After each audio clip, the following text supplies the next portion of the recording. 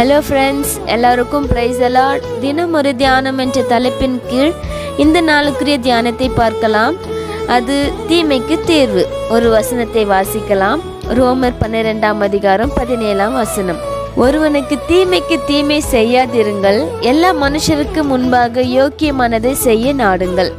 நமக்கு விரோதமாக அநேகர் எழும்பி தீமை செய்யலாம். அப்படிப்பட்டவர்களுக்கு நாம் கொடுக்கும் மிகப்பெரிய தண்டனை அவர்களுக்கு நன்மை செய்வதுதான்.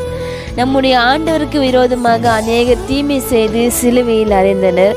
ஆனால் அவர் மாறாக தீமை செய்யாமல் அவர்களை மன்னித்து அவர்களை விடுதலையாகும்படியாக நன்மை செய்தார்.